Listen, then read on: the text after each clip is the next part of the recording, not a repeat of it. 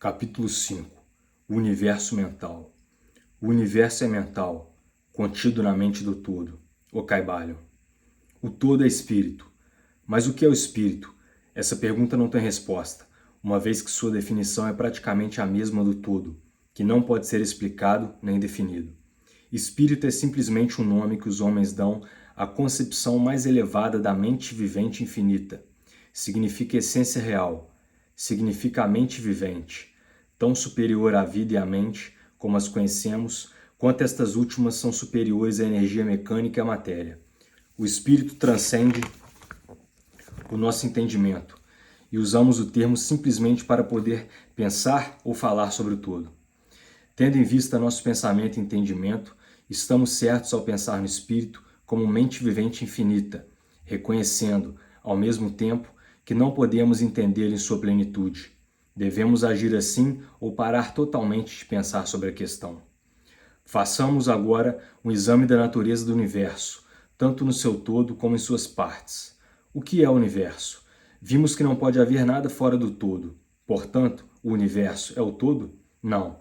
Isso não é possível porque o universo parece ser constituído de muitas coisas e está em constante processo de mutação. Em outras palavras, não se ajusta às ideias que estamos compelidos a aceitar a respeito do todo, como deixamos claro em nossa última lição. Portanto, se o universo não é o todo, ele deve ser o nada, e esta é a conclusão inevitável da mente no primeiro momento.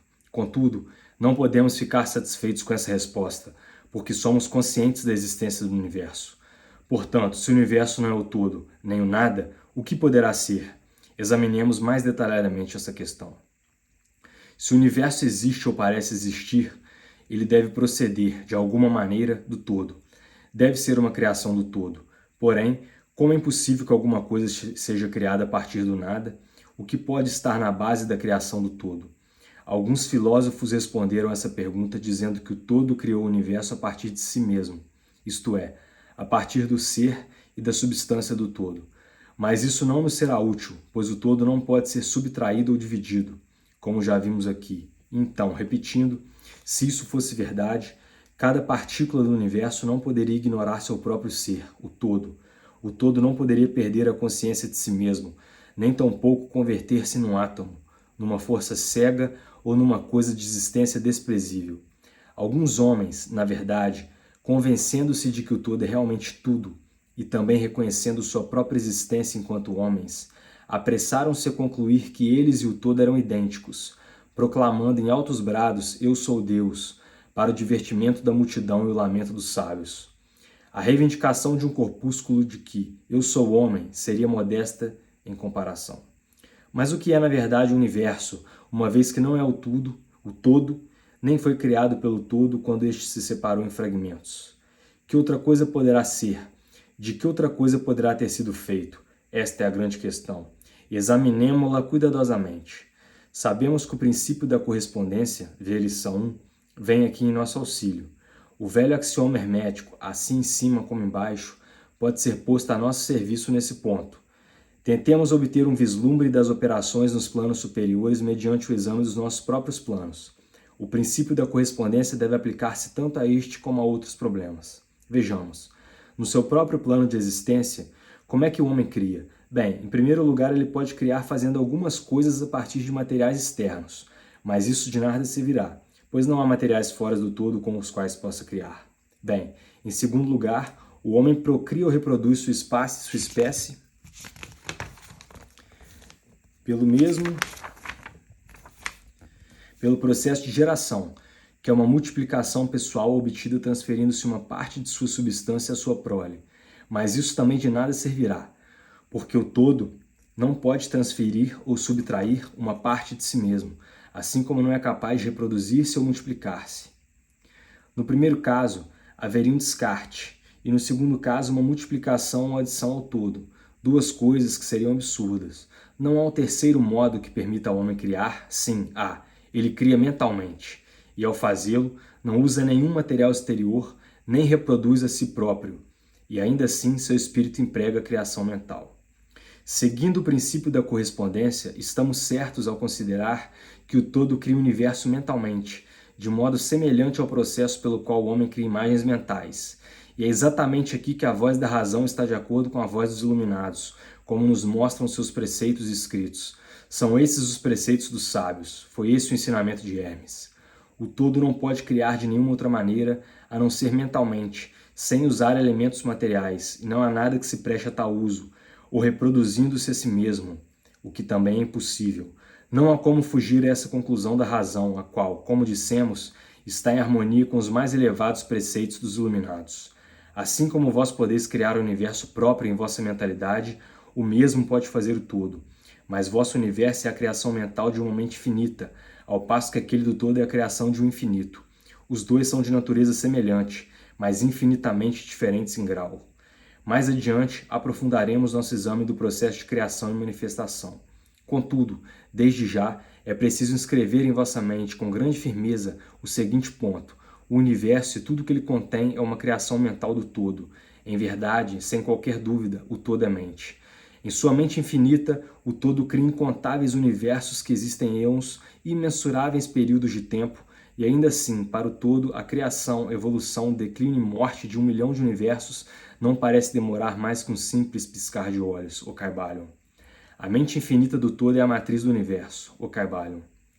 O princípio de gênero, ver lição 1 e outras ainda por vir, manifesta-se em todos os planos da vida material, mental e espiritual. Porém, como já dissemos, gênero não significa sexo. Sexo é simplesmente uma manifestação material de gênero. Gênero significa relativo à geração ou criação. E onde qualquer coisa for gerada ou criada, em qualquer plano, o princípio de gênero deve se manifestar. E isso é igualmente verdadeiro na criação de universos. Contudo, você não deve concluir apressadamente que estamos ensinando que existe um Deus, ou Criador, macho ou fêmea. Essa ideia não passa de uma deturpação dos antigos preceitos sobre o assunto. O verdadeiro ensinamento é que, em si mesmo, o todo está acima do gênero, assim como está acima de qualquer outra lei, inclusive daquelas que regem o tempo e o espaço. Ele é a lei de onde procedem todas as leis, e não se submete a elas.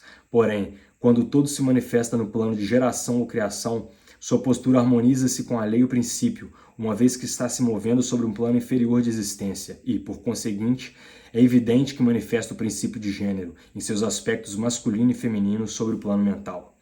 Essa ideia pode parecer alarmante a alguns leitores que dela tomam conhecimento pela primeira vez, mas, na verdade, todos eles já aceitaram passivamente em suas concepções cotidianas.